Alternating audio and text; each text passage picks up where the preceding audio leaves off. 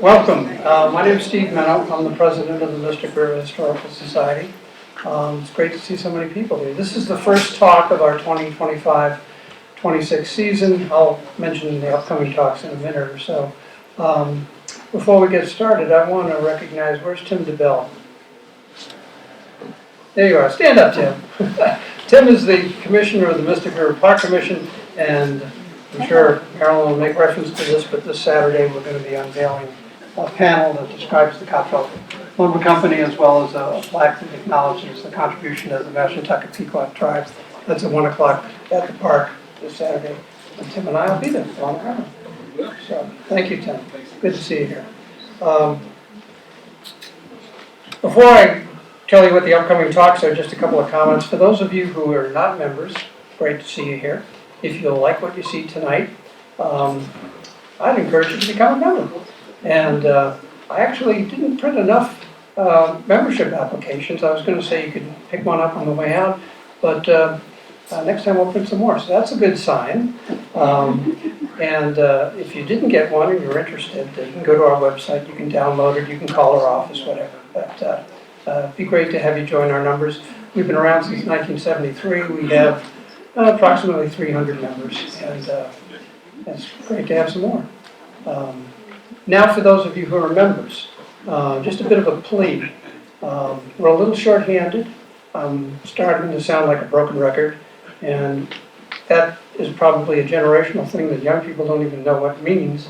What are records? But in any event, we're supposed to have 12 people on our board. We currently only have 9. And people rotate in and out, and that's natural, and we want to do that. New blood and whatever. But we are a little short-handed there. If you'd like to join our board, let me know. And we could have you go to a meeting or two, and if you like it, fine. We meet once a month, except for the months of December and July and August. Now, if you wouldn't want to commit to that, we certainly can use you for help in other areas. Publicity, for example. If you wanted to run our MailChimp notification system, the person that does that wants to hand that over in May, so there'd be plenty of time. If you are have any skills that would be related to being a treasurer, let us know. These are all because people that are in those positions will be moving on, so we need to do that. So programs, publicity. If you're somebody that's involved in writing grants, let us know. And the list can go on, but there are things that we do need help with. Just the programs, somebody has to come up with the talks, somebody has to do the setup and the publicity, and we can use help in those areas. So if you're interested, let me know. Okay, with that, let me just describe or go down the list of talks that are coming up. We do not have a talk in November because it would be at Thanksgiving, since it's normally at the end of the month. But we do have a talk on December 3rd. Gary Robbins is going to be talking about the geological history of the Mystic area. Here's a case where Gary joined the society last year and immediately volunteered that, he's a geology professor and area of expertise, and we would love to be able to highlight members' expertise, and that's one example. In February, we're going to have Matt Reardon talking about the Trader's Homecoming, Benedict Arnold's raid on New London. That was in the day a little while back. On March 25th, we'll be having Mystic Connections to the Canterbury Female Academy, African American Communities in Prudence Crandall. Dr. Jennifer Rasenga will be giving that talk. And in April, April 22nd, we're going to have a talk by Frank Fulciero, who is the gentleman that set up that camera and longtime member of Mystic Historical Society. And here's another example where, Frank was a ship captain, ship designer, shipbuilder, and specifically with the Argia, and he's going to talk a little bit about that and other schooners. The name of that talk is Argia and the History of Passenger Carrying Schooners out of Mystic, 1967 to 2026. So once again, another area where those of you who are members have certain talents and areas of expertise, and if you're inclined, more than happy to let you educate the rest of us.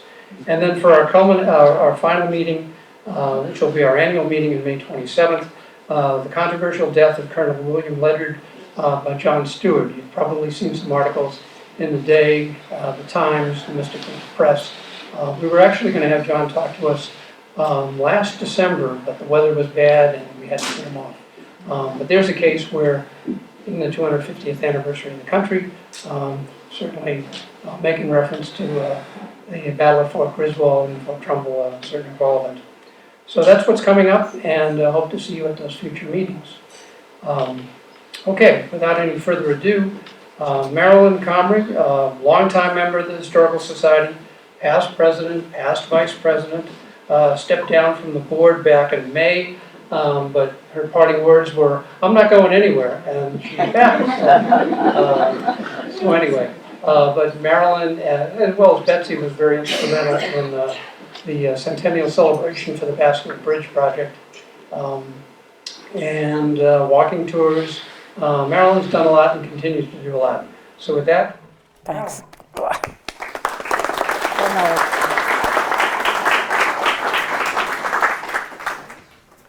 First of all, I want to make sure everybody can hear me because we've had problems with our people being able to hear at the back of the room. First of all, I want to say that normally I feel like I'm giving a history lecture, but I think tonight it's going to be more like a walk down memory lane for a lot of people with the Mystic River Park. I want to say a big thank you to Dave Snedeker for bringing in the Cottrell Lumber Company sign, to Donna Williston. She brought in some memorabilia from the park being built, and it's all back there. I hope you guys get a chance to look at it. Okay. The section of riverfront known as the Mystic River Park has been an active and significant part of the village of Mystic for more than 200 years. Joseph Cottrell, whose lumber company occupied the site for 168 years, is said to have brought his first load of lumber up the Mystic River by schooner in 1815. Before the Mystic River Park filled the space along the Stonington side of the river south of the drawbridge, the 2.3-acre site was home to the Cottrell Lumber Company. Next. This float is from Mystic's 300th birthday parade in 1954, and it celebrates how the lumber company got started. 5 generations of the Cottrell family ran the business. The patriarch, Joseph Cottrell, was born in Stonington in 1797, the only son of Charles Cottrell and Esther Dennison. Next. And here's a closer look at him. Cottrell began buying land along the Mystic River in the 1820s. He constructed his home and the buildings for his business there. Eventually, his property consisted of most of the land south of the drawbridge on what was then Front Street and today is Cottrell Street. During its years of operation, Cottrell's was thought to be the oldest lumber business in Connecticut and the second oldest in New England. 6 of the original lumber company buildings are still on the site and today are owned by the Mystic Fire District. 3 of them are the oldest buildings downtown. Next. Here's the Cottrell store, which today is the Scott Center. Next. Here's the homestead. Next. And here's the warehouse. Joseph Cottrell was one of Mystic's most prominent 19th century residents. He was an astute businessman and made lots of money. In 1826, he married Fanny Stanton, and the couple had 12 children, but only 7 lived to adulthood. A year after their marriage, Cottrell built the family homestead at the corner of what today is Cottrell Street and Stanton Place. In the early 1830s, he built his first store directly across the street from his homestead. And in 1840, he added a warehouse on the corner opposite his house. These 3 buildings were a significant part of Mystic's maritime history. Today, the Mystic Fire District has adapted them to modern uses, retail and residential, but they retain most of their original architecture. Next. This is thought to be the oldest photo of Mystic. It's from 1854. There's a whaling ship docked at Cottrell's Wharf, and the 3 main Cottrell buildings are in the photo. There's the store, there's the homestead, and there's the warehouse. Next. And this photo, which looks upriver at the Cottrell Lumber Company, dates from around the 20th century. And the lumber yard is on the right. And we know that this is either the very late 19th century or early 20th century because the 1866 bridge is here. There's the walk your horses sign. And that was replaced in 1904. Next. And this looks downriver from the bridge at the lumber yard, most likely the early 20th century because there are utility poles on Cottrell Street. Next. And here's the lumber company looking down Cottrell Street, and you can see all the lumber where the park is today, the Park Green. Next. And another river view from the bridge. Lumber wasn't Joseph Cottrell's only business interest. He was involved in many aspects of maritime ventures in Mystic at the time. His best friend, Charles Mallory, was also his oldest business partner. Mallory was a year older than Cottrell. He was born in Waterfront in 1796 and stopped in Mystic in 1816 at the age of 20 on his way to Boston to ply his trade as a sailmaker. He got consistent work making sails while he was here. Mystic seemed like an up-and-coming place, so he stayed. And it was a good decision. Mallory had $1.25 in his pocket when he arrived here in 1816. When he died 66 years later in 1882, he was the wealthiest man in the village. A lot of the money Mallory made was in partnership with Cottrell. The two men invested in general merchandise, supplying their regular customers, storekeepers, ship owners, and seamen, and outfitting ships. Cottrell was an agent for the schooners Montgomery and Plutarch when sealing was in its heyday. And in 1837, he and Mallory bought elephant oil. By the 1850s, Cottrell's lumber and hardware business was extremely prosperous. Cottrell's wharf at the south end of the lumberyard property rigged all the Mystic-built ships, preparing them for sea. In 1851, Joseph Cottrell was one of the founders of the Mystic River Bank. In 1853, he was one of the original incorporators of the Elm Grove Cemetery, serving as one of its original 6 trustees. In fact, the very first meeting of the Cemetery Association was in the lumber company offices. When Joseph Cottrell died on April 19, 1865, his youngest son, Charles, took over the Mystic lumber yard. When I think of Charles Cottrell, I think of the year 1865. Each of us can point to pivotal years in our lives when events happened that shaped us for years to come. Charles Cottrell experienced 4 life-changing events in 1865, 2 in the same week. His father died in April, 4 days after President Abraham Lincoln was assassinated. As a result, that same week, Charles became head of the Mystic Lumberyard at the young age of 23. The end of the Civil War also brought a downturn in economy in Mystic, so Charles had to navigate a very different business environment from the prosperity his father had enjoyed in the previous 2 decades.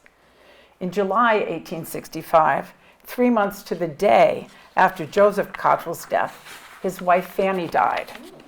So Charles lost both his father and his mother in the span of 3 months. Then in October 1865, Charles got married, another life-changing event. Lumber was the family business. While Charles was running the Mystic operation, his older brother, J. Oscar Cottrell, operated a lumber yard in Jersey City, New Jersey. The family also had connections to a lumber yard in Providence, Rhode Island. Charles and his wife, Georgina Crary, had 4 children, but only a daughter, Fanny Stanton Cottrell Dodge, survived to adulthood. From all accounts, Charles was as astute a businessman as his father had been and was very well respected. He served as Stonington's first selectman twice in the 1880s. Sometime after 1891, the name of the street where the lumber company operated was changed from Front Street to Cottrell Street to honor the family and business. Next. This is the map from 1879, a map of Mystic, and it shows Front Street. And so Front Street ran from Pistol Point all the way up what is today Cottrell Street and Holmes Street, all the way out to Greenmanville Avenue. Okay. Next. So in these early maps, we still see its Front Street in 1884 and in 1891. The earliest reference to Cottrell Street that I could find in the Day Digital News Archive was in 1900. Next. And so the 1903 and 1911 maps of Mystic show Cottrell Street instead of Front Street. Charles Cottrell died in February 1904 at the age of 62. His only child, his daughter Fanny, did not take over the business. It would have been very progressive for a woman to take over a lumber yard in 1904, but that's not what happened. According to a report in the July 7th, 1906 issue of the American Lumberman, Fanny's husband, John L. Dodge, was president of the lumber company, and at the annual meeting that year, he was elected general manager. At the same meeting, Fanny and John's son, Charles C. Dodge, was elected assistant to the president. The natural progression of things would have been for Charles to eventually take over the lumber yard, but Charles didn't live long enough to do that. He died at the age of 31, leaving 3 young sons and a 25-year-old widow. To protect the family assets, his mother created the Fanny Dodge Trust, named for her, and it left life use of the lumber company to her children, to her grandchildren and great-grandchildren. Next. Her grandson, Bill Dodge, was born in 1911, and he joined the company in 1930 when he was 19. Bill was the face of the lumber company for most of the 20th century, running it for 58 years. Next. He steered the company through the Great Depression, the 1938 hurricane, World War II, and the devastating Mystic Fire of 1960. It's hard to comprehend that a lumber company could be the heart of downtown. Next. But under Dodge, the main building, today the Scott Center, sold household goods and small appliances, as well as tools, nails, paint, and other building supplies. Next. Here's another entrance to the main store. Next. And an interior shot. You can see the old cash register. The building that houses Mystic Knotwork today was a lamp shop when Dodge ran Cottrell's. In the 1950s, the town of Stonington was going to demolish the old jail on Home Street, so Bill Dodge bought it for $1 and moved it to Cottrell Street, directly across from the main Cottrell store. Next. And here's a picture of the jail being moved down Cottrell Street to its new location. You can see the old Hoxie House behind there. That Hoxie House burned in 1975. So Bill added some bay windows, a new front door. He slapped a coat of white paint on it and opened the old jail as a gift shop. Next. And here it is. This is what the gift shop looked like when Cottrell's was in business. Next. And here's what it looks like today, the renovated building that the Mystic Fire District owns. It's Studio M today. Next. And here's a side view so that you can see the original entrance and the original old jail. I carry on a tradition, Bill Dodge told a reporter in 1987. The lumber company was here before the highway and before the railroad. Coastal schooner was the form of trade then. So now we're going to look at a few photos of the lumber company through the years when Bill Dodge ran it. Next. Here it is from the Groton side of the river, and that's the sheds that have the lumber in it. Next. And here's Cottrell Street in the 1960s. And we know it's the 1960s because the buildings that burned in the 1960 fire aren't there anymore.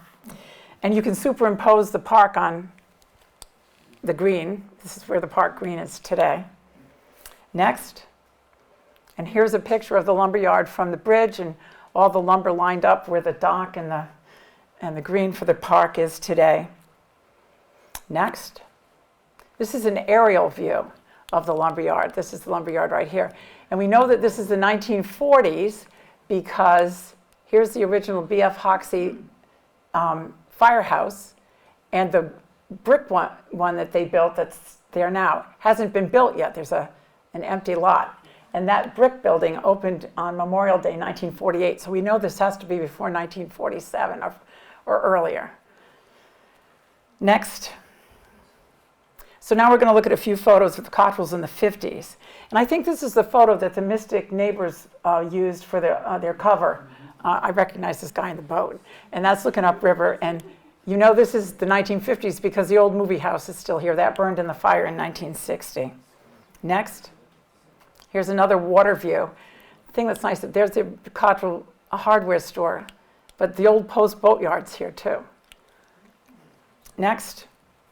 And here are two views of Cottrell's, the sheds. Next.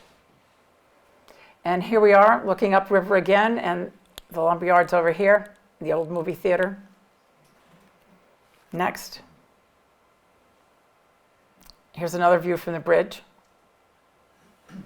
which says it was 1959 on that, so we know when it was. I think Barry Thorpe took this picture. Barry, you're here tonight. Next. This is one of my favorite photos. This shows the lumberyard. But the thing I love the most about this photo is you can see the Groton side of the river there. That whole view got taken away when Steamboat Wharf was built. But you used to be able to stand in the Cottrell lumberyard parking lot and see everything. It's like a panoramic view of Groton, and that's gone today. Next. Okay, and so this is Pine Alley. That's what they called where all the lumber was kept. And this is where the park green is today. You can see the old cash and carry there. Next. So now this is where they kept all the lumber. This is where the actual park is today. So the park, this is right along the river. You can see a boat dock there. And this is where the dock would be and the green today for the park. Next. Here's another view looking the other way. That's where the green of the park is today. You can see there's the Cottrell Homestead. Next. Another one looking back the other way. That's the main Cottrell building there. It looks a lot nicer today as a park than this. Next. And here's the here's the lumber yard where they kept the lumber from looking from the water. Next. So as Dodd expanded the business, he always kept an eye to preserving the architecture of the Cottrell buildings. He took pride that the street was named for the Cottrells, and he wanted the buildings to reflect that history. It's amazing what some white paint and a simple white picket fence will do, he said. Next. And here's a winter view. When he bought Mystics Jail and converted it to a gift shop, Bill Dodge considered it historic preservation. The town was going to get rid of the building, and he repurposed it. He bought the land near the drawbridge after the December 12, 1960 fire destroyed the old Strand Theater. Next. When the lumber company was finally sold in 1988, he owned everything on the west side of Cottrell Street, from the drawbridge to Washington Street, except Noyes Dry Goods, which today is the building where the Mystic Fish Camp restaurant is. In the 1940s, 50s, and 60s, before the age of shopping malls and interstate highways, people shopped locally, and Cottrells carried everything from penny nails to household goods. Next. Christmas was a significant time at Cottrells, as these so old ads show. And I like this ad because it really shows you all the different things that Cottrells sold. You could buy everything but groceries and clothing there.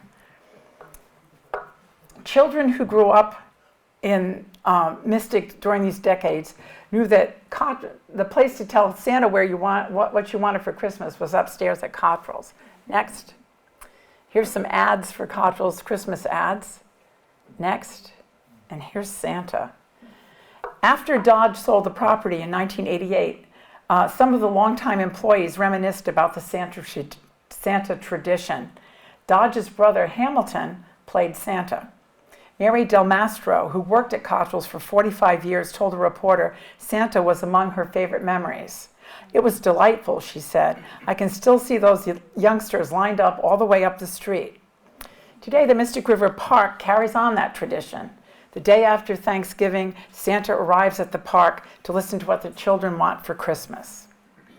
Santa's visits to Cottrell were so popular that when the December 12, 1960 fire destroyed so many businesses near Cottrell's, Cottrell's ran a small ad next to the fire story in the Day that said, "Santa Claus has been delayed and his scheduled appearance at the Cottrell store on Tuesday has been moved to Thursday." Next. In 1988, when Dodge was 77 and ready to retire, he sold the lumber company property for $3.5 million to developer Michael Bonvino, who planned to create a combination of condominiums and real estate and retail space. The sale was not welcome news to Mystic residents. Two previous condo projects, Steamboat Wharf, south of the drawbridge on the Groton side of the river, and the Valenti condos, north of the drawbridge on the Stonington side where Stanton Chevrolet used to be, had severely restricted public access to the waterfront. Valenti originally purchased the former Stanton Chevrolet property and ran its car dealership there for a few years. Then it built its new facility out on Jerry Brown Road and turned the riverfront property into condos. But fate was not going to be kind to Mr. Bonvino. Shortly after the purchase of the Cottrell property, the real estate market went into a steep decline. Then the town of Stonington announced its sewer treatment plant was at capacity and placed a moratorium on new sewer hookups until more capacity could be built. The condo project was dead in the water. Eventually, the New England Savings Bank foreclosed on the property.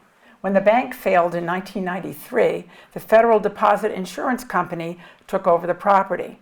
And this prime riverfront land was put into an FDIC auction that was set for December 15, 1993 in Boston. The clock was ticking. It was only a matter of time before another developer bought the land and took over the last piece of open downtown waterfront on the Mystic River. People in Mystic began to float an idea. Let's save the site from development and turn the valuable riverfront property into a public park. The Cottrell property was the last hope for preserving public access to the river and unfettered views of the waterfront. And there were 6 historic buildings on the old lumber company property, 3 of them the oldest in downtown.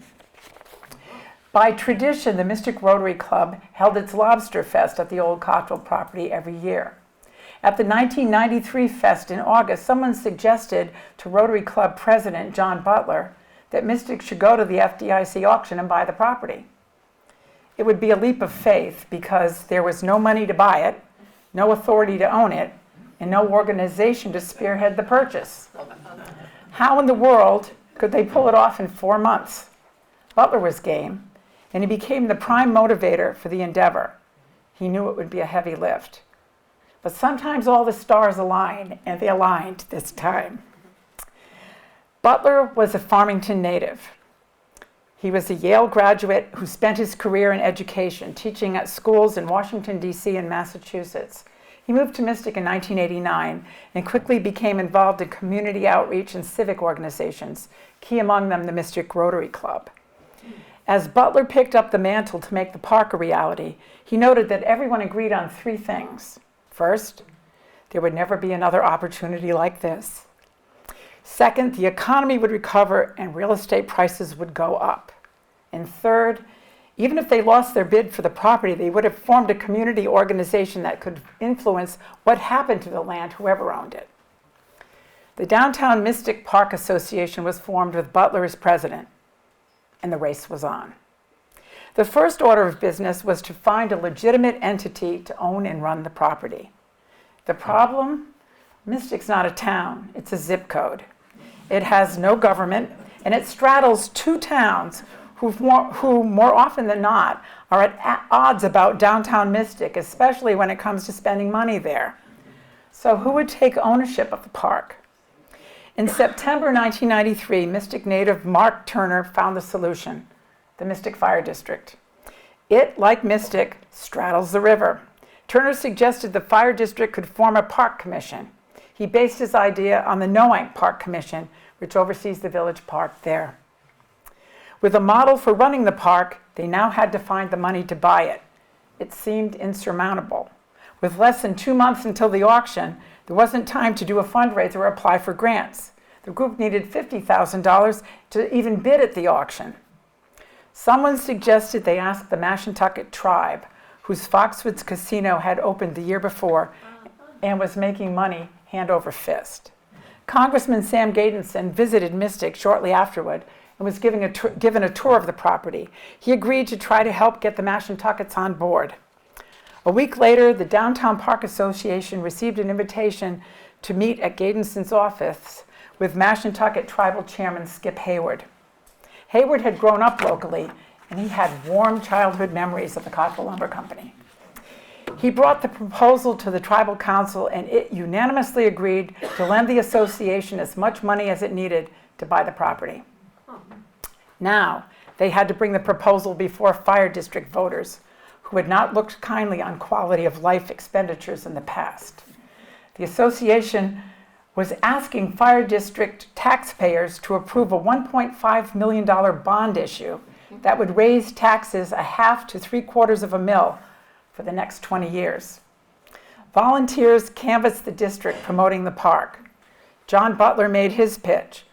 The park would be like a town common found in many New England towns, he said. The opportunity to buy a property like this at a price the Fire District can even consider is one time only. There were concerns that Fire District residents who lived on the Groton side of Mystic wouldn't want to pay additional taxes for a park on the Stonington side of the river. There was strong opposition, but it didn't come just from Groton. People didn't want their taxes to go up. They argued that they were still paying off the B.F. Hoxie Firehouse, the new one by the railroad station, and Stonington taxes were going to go up to pay for the new, bigger sewer treatment plant. Some thought the idea of the park was being driven by the Chamber of Commerce to boost tourism. But the strongest opposition was to using money from the Mashantucket tribe to purchase the property. The Reverend Julia R. Wilson, pastor of the United Methodist Church, was among the most vocal. She wrote a letter to Butler saying she feared financing an advertising campaign for the area and the park with gambling profits would create a dependence on the tribe. The loan would put the town in a poor position to reject any future proposal by the tribe in Mystic. She also was concerned about the appearance that the town was promoting gambling, especially if it allowed the tribe to have an information kiosk in the park. The tribe had not made that a condition of their loan, but they had said that sounded kind of interesting to them. I feel like I'm in a campaign, businesswoman Donna Williston, owner of the Finer Line Gallery on Pearl Street, told a reporter the day before the vote was scheduled. Williston, who also was the president of the Downtown Business Association, had a huge poster in her store's window proclaiming, "Vote yes for the park. Make Mystic a better place to live." How could anyone be against a park, Williston wanted to know. I find myself baffled that I have to defend this. She called it a miracle that residents have a chance to buy waterfront property and improve the quality of life at downtown. But Williston said she was worried about voter apathy and about misinformation that was being spread about the project. There wasn't any voter apathy. Nearly 600 people crowded into the firehouse at 8 p.m. on December 9th. It was the largest turnout for a fire district vote in nearly 20 years. Some waited in line an hour to cast their ballots. And it was approved by a margin of 3-1. All ages and economic groups were represented, showing the wide range of appeal for the park. The vote was 437 in favor, 148 against. Mystic resident Kathleen Poole told a reporter, "We need to preserve some waterfront for us. If someone else buys it, we can't go there. That was the key issue for me, access to the waterfront." John Butler was ecstatic at the vote. "I think this is terrific," he said. "It's democracy in action. It's really thrilling to see." Fire District Executive Committee Chairman Rocco Celtruda said he was glad that the vote wasn't close. "It gives us a clear direction," he said. So with the money in hand, less than a week later, they headed to Boston for the auction. 500 people filled the Heinz Center that day. Celtruda and Butler had agreed on an auction strategy. While Rocco placed the bids, Butler would gauge the other bidders. Butler's first priority was to prevent a bidding war. He spread the word throughout the auditorium that developers would not be welcome in Mystic if they purchased the property. He also hoped The ongoing sewer moratorium would discourage the developers. But the auction encompassed more than the people in Boston. There were 3 huge video screens in the auditorium telecasting the auction to Dallas, Atlanta, and Los Angeles. These bidders had no idea that Mystic residents wanted the property for a park. When the Cottrell property came up, Rocco opened the bid with $350,000. Someone from Los Angeles immediately bid $400,000. Rocco upped it to $425,000. Someone from the back of the auditorium bid $450,000.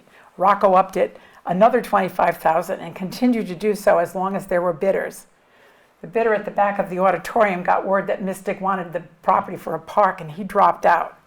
Now Rocco was going head-to-head with the bidder from Los Angeles. Finally, when Rocco bid $750,000, no one bid higher. Cheers erupted among the group from Mystic when the gavel came down. Next. And here's the front page of the day announcing the purchase. Mystic gets Cottrell site, $750,000 bid secures land for the park. Next. And here's the happy group. Rocco's on the right shaking hands with Mark Turner, and John Butler is all smiles. This is a great day for Mystic, Butler told a reporter afterwards. This really shows you what a town with a sense of community can do if it wants to do something good. A lot of people made a big commitment to this. Mark Turner agreed. I've lived around here for 55 years. This is the greatest thing that's happened in Mystic in a long time. And they'd gotten a bargain to boot. The FDIC had estimated the property would sell for between $700,000 and $1.5 million. With an 8% discount for paying cash, the fire district paid $690,000. Other developers in Boston that day had been interested in the Mystic property. Leon Silverman of the Silverman Group of White Plains, New York was one. He bought 2 other properties in southeastern Connecticut at the auction that day, including the Shaw's Cove 2 office building in New London. But he decided not to bid on the Cottrell property after he heard that the group wanted it for a park. We like the property, he said. We think the fire district got a steal. Silverman estimated the land was worth at least $3 million. And Marilyn, I was there. Oh, you were there? That's me, right in the picture. And you are? Suzanne Moore. That's right. Okay, next. Okay, here's a picture of the Cottrell property that ran in the day with the article covering the auction. So this is the property they bought. This is what it looked like. At this point, the property had been vacant for 5 years. And it shows the old dock along the waterfront, whose replacement would be the focal point of creating the park. With the auction over, the real work was about to begin. The fire district took possession of the property in January 1994. That same month, on January 27th, a 15-member park planning committee was established. They had no trouble filling the committee. 70 people wanted to be on it. John Butler was named chairman, along with committee members Alan Jensen, Bill Shear, Rich Wilkins, Jim McKenna, John McGee, Mystic Chamber Director Louise Hoffman, Stonington Planning and Zoning Commission members Sarah Lathrop, Donna Williston, Neil Spillane. They're both here tonight. Gil Ward, Roy Welch, Mark Turner, Debbie Tedford, and Tim Donath. The committee was tasked with surveying the 2.3-acre site and making recommendations for developing the park, including time, money, and grant eligibility. The Fire District Executive Board debated whether committee members should be limited to Fire District residents only. Ultimately, they let non-residents serve as long as a majority of the committee was made up of district residents. That allowed downtown business owners who didn't live in the fire district and original members of the Downtown Mystic Park Association, who also didn't live in the fire district, to have input into what the park would look like. The committee was given until April 1st to compile its recommendations, so any expenditures could be included in the 1994-95 fire district budget to be voted on in May. That gave the group 8 weeks to produce its findings. On April 21st, Butler presented a 100-page plan for the park to district residents ahead of the fire district annual meeting on May 2nd. The group had not come to a consensus on everything. They left some things for fire district members, residents, to decide. According to the proposal, the park would be managed by an elected 6-member commission, all residents of the fire district. Park commissioners would serve staggered 3-year terms, and the chairman would rotate every year. Next. And here's the architectural rendering that was presented. The park, when it was completed, looked almost identical to this. The committee agreed that it wanted the park to be a green sea on the riverbanks, dotted perhaps with historic photos etched into steel plates depicting Mystic's maritime history. They envisioned a gazebo, paths through the green space, and 2 brick courtyards near the Cottrell Lumber Company main building. It recommended demolishing and replacing the existing dock with a single-level dock, except at the north end of the park by the bridge, which would feature a multi-level overlook and ramp section. Planners figured the engineering, construction, and dredging costs at $867,000. It recommended retaining the 6 Cottrell Lumber Company buildings on the site and leasing them to pay park expenses, estimating it would generate an annual income of about $130,000. It recommended at least 10% of the income be set aside each year for repairs. The group also recommended tearing down the lumber sheds to create the park. Access to the waterfront was the top priority. Public restrooms were recommended to be sited in the existing Cottrell building, at a cost of $90,000.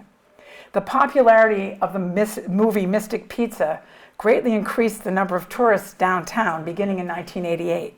In the following year, merchants began asking the towns of Groton and Stonington to install public toilets to meet an increasing demand. The committee's recommendation to put public restrooms in the park came 6 years into what would ultimately be an 11-year fight between Groton and Stonington over who should pay for the toilets and where they should be located. More on that later. The committee also offered 2 choices for the name of the park: Mystic River Park or Cottrell's Landing. Fire district voters would determine that.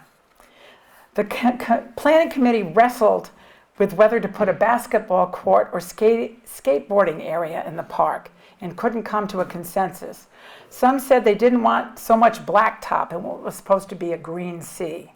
So ultimately, the committee left that up to the fire district voters too. The estimated cost to develop the park, according to the committee recommendations, was $1.3 million, which would balloon to $2 million before everything was completed. 40 people turned out to hear the planning committee's proposals. Opposition to the basketball court started as soon as Butler stopped speaking. Nell Messick led the charge. Messick, who lived at the corner of Stanton Place and Willow Street, directly across from the proposed playground, presented a petition against the basketball court, signed by 66 people who lived within a 600-yard radius of the site. This petition is signed by elderly people, middle-aged people, and young people.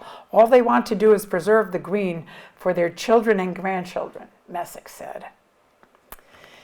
The fire district set Monday, May 23, 1994 for a special vote. The firehouse was open from noon to 8 for fire district residents to choose the 6 people who would serve on the park commission, to choose a name for the park, and to decide whether to include a basketball court. Next. The names of 10 people vying for the commission seats were John Butler, Tim Donath, Jim Gibbs, Alan Jensen, Sarah Lathrop, Bill Scheer, Dave Snedeker, Neil Spillane, Gil Ward, and Donna Williston. The Friday before the vote, Donna Williston's name was removed from the ballot after it was discovered that she didn't actually live in the Mystic Fire District and was ineligible to serve. Williston's street was in the fire district, but her house was not. But she vowed to continue to work on the park in other capacities. When the polls closed on May 23rd, voters had rejected the basketball court by a vote of 131 in favor to 378 against. The name Mystic River Park won over Cottrell's Landing by a vote of 258 to 246. It was close. Mystic River Park won by just 12 votes. Those who favored it said Cottrell's Landing sounded too much like a condominium complex. And the first park commissioners were John Butler, Neil Spillane, Alan Jensen, Sarah Lathrop, Jim Gibbs, Bill Scheer, and Tim Donath. Once the park commission was in place, everything turned to creating the park. Reconstructing the dock was the top priority. On June 14, 1994, the Park Commission voted to hire DACO Incorporated to complete the permit applications to submit to the U.S. Army Corps of Engineers for the dock work. DACO said it would take 3 weeks to submit them and likely 6 months to get them approved. Work on the dock could begin after that. Approval from the Army Corps came that fall, and the Park Commission placed a legal ad in the newspaper for bids to design and build the dock. They estimated the cost at $786,000, and the deadline for submitting bids was December 15th. John Butler was very concerned about finances. The cost for developing the park had ballooned to $2 million, and the Park Commission had already spent $1 million of the $1.5 million that Fire District residents had approved in May. He doubted the residents would vote to increase their taxes even higher to make up the deficit. So he knew a major capital campaign was going to be needed for the construction to be done. The Park Commission got 2 surprises on December 15th, the day the bids were due. First, all 3 bids for the dock reconstruction came in way over budget, the lowest $90,000 over. But the biggest surprise was the lead story in the day that morning. The State Department of Transportation announced its plans to rebuild the Mystic Drawbridge, a $3.5 million 14-month project that would encompass the summers of '96 and '97. Next. Drawbridge repair plans alarm Mystic, the headline declared. Work would restrict traffic for 2 summers, and town officials weren't aware of it. The DOT hadn't bothered to notify either Groton or Stonington about the reconstruction project. It only came to light when the Park Commission applied for a permit to rebuild the dock off Cottrell Street. The Army Corps of Engineers alerted the DOT, who worried the dock reconstruction might interfere with the bridge project. According to the DOT, work would start on the bridge in the early summer of '96 and continue through '97. They planned to replace the bridge deck, fix cracks in the abutments, work on the machinery house and the counterweights, and they were going to take all the lead paint off the bridge. It not only would restrict traffic through downtown Mystic for 2 summers, it would require the bridge to be closed to traffic part of the time. Town officials in Groton and Stonington, and especially the downtown merchants, were outraged. Why had no one told them about it? The DOT's excuse was they weren't using any town money. They were only using federal and state money. So, while Groton and Stonington officials wrangled with the state over the proposed bridge project, they finally convinced them to do it in the off-season. The Park Commission set to work scaling back the scope of the dock so it fit within budget. On February 6, 1995, the Commission announced it had awarded a $633,000 contract to build the dock to Macknick Brothers of Old Lyme. The Commission had eliminated the plan for a 3-tiered deck at the north entrance. The dock would be 1 level the length of the waterfront, and work was scheduled to be completed by June 15th. The next day, February 7th, town and state officials, shovels in hand, gathered for a groundbreaking. Next. Oh, I forgot to show you this. This is the dock. Next. So here's the groundbreaking. And this is Stonington First Selectman Dave Burge, and here's John Butler, and this is State Senator Kathy Cook, who got a $225,000 money from the State Bond Commission for the project. Next.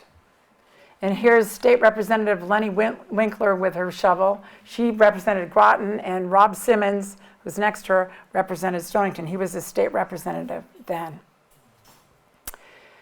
Now we're going to look at some of the demolition. So here's what it looked like when they started demolishing things. Next. Here's some of the Cottrell buildings coming down. Next. And here's where the green is today. They're digging up stuff. Next. Here's some more of the sheds coming down along the water. Next. I'm not sure if they're tearing this down or what they're doing, but it's all part of the demolition. Next. Lots of rocks. Next. And here they are working on the dock. In 1995, boats were prohibited from docking at the park property because it was in the river channel. At the request of the fire district in the town of Stonington, on February 23rd, Congressman Sam Gadenson introduced a bill to remove the section of the river along the dock from the channel, allowing boats to tie up at the property.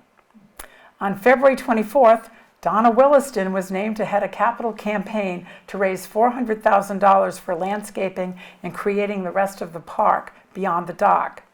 When the campaign officially launched in May, residents, businesses, and local civic organizations quickly mobilized to raise the money.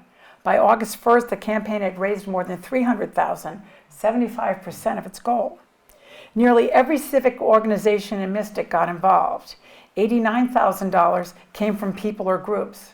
Mystic Color Lab donated $25,000. The Mystic Garden Club donated $10,225, proceeds from a garden stroll they sponsored on Mason's Island. A lobster and champagne cruise aboard the Mystic Whaler brought in $2,800. The Mystic Women's Club donated $3,700 for fences and gates. 42 people volunteered to work a phone-a-thon that raised $44,000. The Mystic Rotary Club donated $25,000. On July 18th, Mark Turner announced he had spearheaded a group who raised $85,000 to build the 3-tiered dock at the north entrance to the park, which the Park Commission had eliminated for lack of funding. Turner said he had asked for $2,500 donations from people he classified as Cottrell old-timers.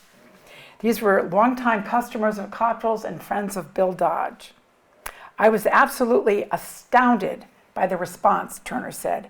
We exceeded our expectations. Some gave far more than $2,500.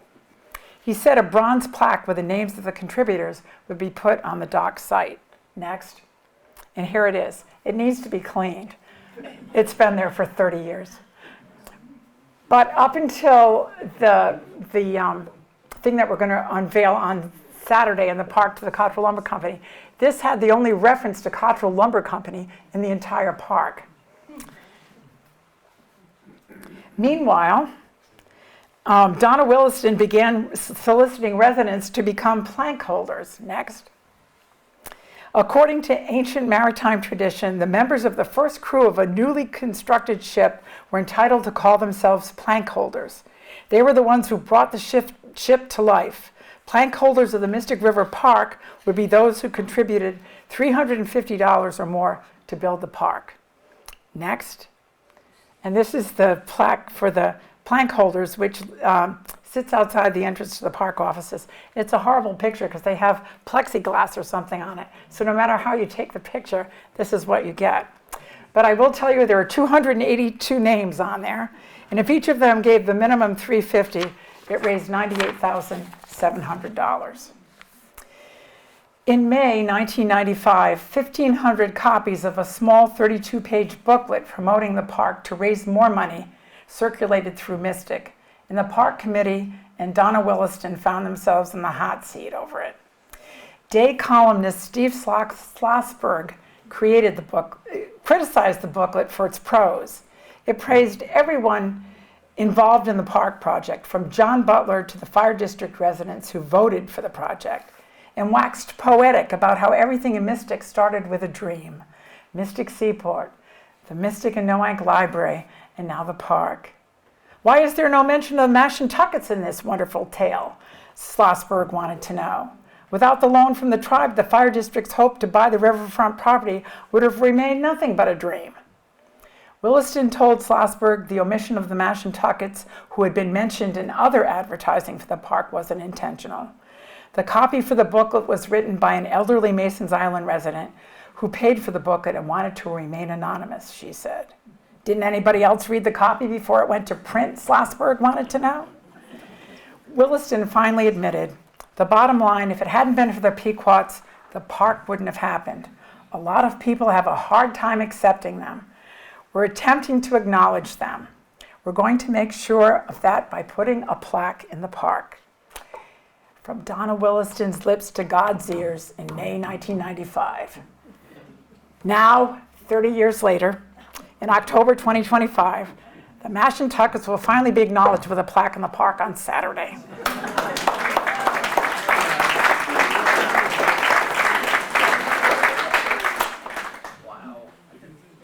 Despite all this controversy, work on the dock progressed. Next.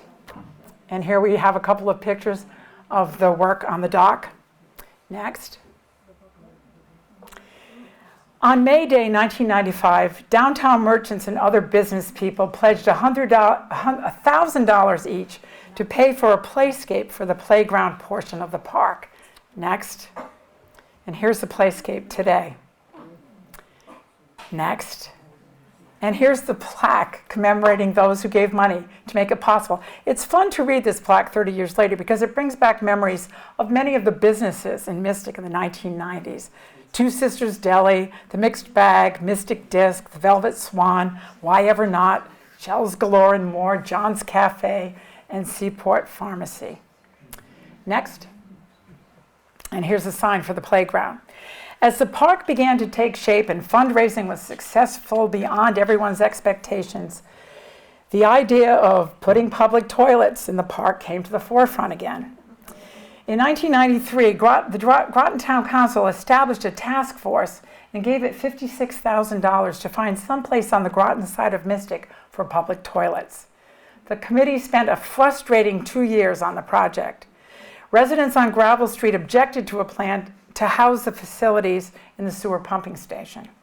The Mystic Art Association, today the Mystic Art Museum, said no to using land it owned on Water Street, and those were the only two viable locations the task force could find. So in July 1995, the task force went back to the Groton Town Council and suggested it give the $56,000 to the town of Stonington to put toilets in the public park. The Groton Town Council thought that was a horrible idea. Town Councilor Jane Dauphiné said she had hoped the task force could have come up with a better solution than to spend Groton money on facilities to be located in Stonington. Councilor Peter Bartnick said Groton taxpayers would not want their tax dollars spent on putting restrooms in a neighboring town. That got Stonington First Selectman Dave Burgess' dander up. He said Stonington taxpayers had already contributed toward toilets by taking the Mystic River Park off the tax rolls. I don't want to start a civil war here, Burge said, but Stonington taxpayers are making a contribution. That brought a response from the day newspaper. Next. In an editorial titled, Having to Go in Mystic, the paper pointed out silly controversy over public restrooms in Fire District has kept visitors waiting longer than the bridge ever will. And the wait would be even longer. Park Commission Chairman Neil Spillane said in August, "We do plan to put in toilets, but it's not a high priority and could take several years."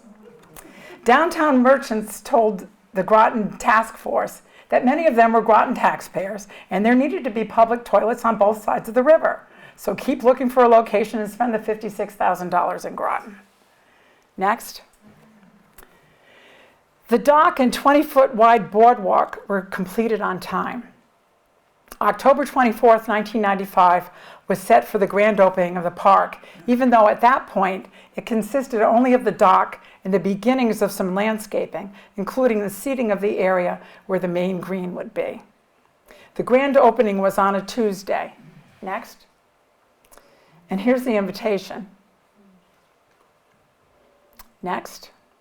And here's an editorial cartoon that the day had. Next. And here's an editorial from the day congratulating everyone on the achievement. 250 people turned out for the ribbon-cutting speeches. Neil Spillane, chairman of the renamed Mystic River Park Commission, told the crowd, "This park absolutely would not exist if it wasn't for the tribe's loan." He also praised the widespread public support for the project on both sides of the river. And the original proposed layout and design of the park is what's there today. A 20-foot wide boardwalk, the length of the waterfront with a multi-level overlooking the bridge, a fireboat berth, waterfront views, boat launch ramp, green space, transient dinghy dock, and 20 parking spaces south of the Cottrell main store, which is the Scott Center today. But it took nearly 5 more years for public restrooms to be installed in the park. After 11 years of bickering, Groton and Stonington opened public restrooms on each side of the river within weeks of each other. Groton was first. Next. After being told to find some place on the Groton side of the river and to spend the $56,000 there, the task force went back and pleaded with the Mystic Art Association to allow them to build the toilets on land on Water Street, and the association finally gave in. The town spent $147,000 to construct the brick building. On May 24th, 2000, just in time for Memorial Day, the Groton town manager holding a plunger and the Groton mayor, arms full of toilet paper, celebrated the opening of the public restrooms. 6 weeks later, on July 8th, with no fanfare at all, the public restrooms opened in Mystic River Park. Next. They were part of a $250,000 upgrade to one of the Cottrell buildings that provided commercial space in the part of the building that fronted Cottrell Street. This is the front of the building. Next. And the public restrooms were at the back. So now, here are the 3 oldest Cottrell buildings today. Next. This is the Scott Center today, but this was the original Cottrell store. Next. Here's the homestead. So I'm going to say something to the Park Commission members who are here tonight. I think this house looks a lot better with black shutters on it. I think it would make it pop to put them back on. And if you looked at all the photos I showed you all the way back to 1854, there were black shutters on this house. I think it would be historically accurate to put them back. Just saying. Next.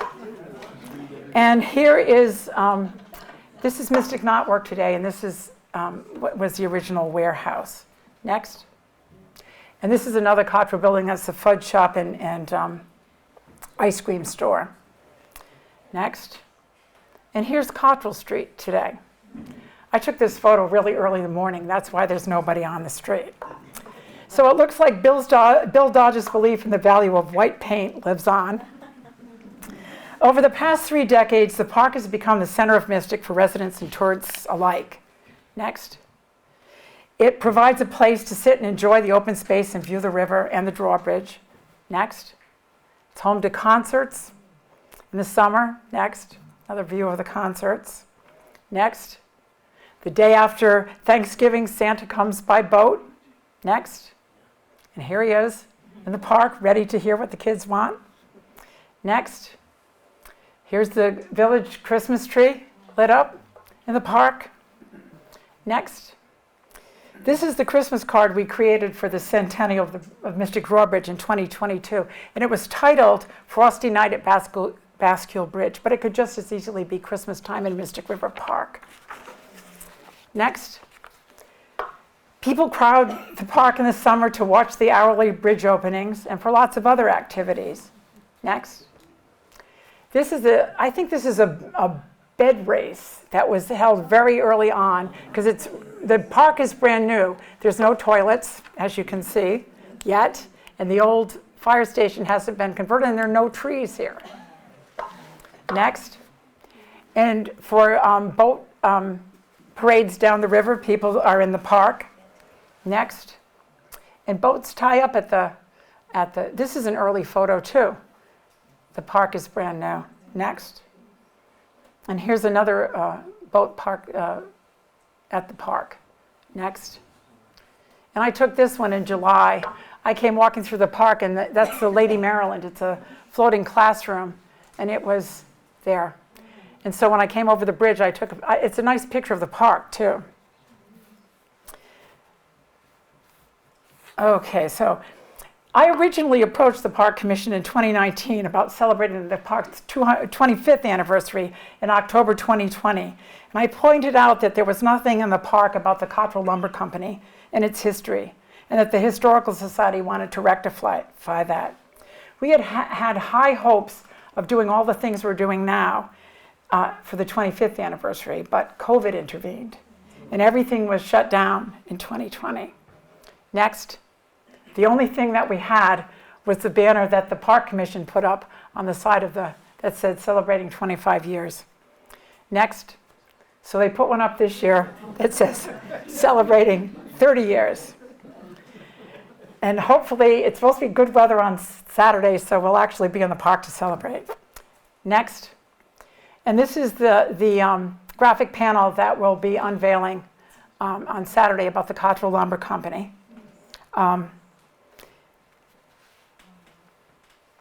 Next. Today, the park is the center of everything downtown, and this is a photo of the celebration of the Mystic Drawbridge on October 15th, 2022. John Butler died in 2014. There's a bench in the park recognizing his leadership in establishing the park, and on the bench is a quote that is his vision of what he believed the park would be for Mystic, and that's what I'm going to end with. You'll be giving a gift to everyone who has ever stood on the bridge, looked down the river, and marveled at the beauty of our town. You'll be giving a gift that will long outlast you and me, a gift to all the generations to come who will love Mystic as we do. The end.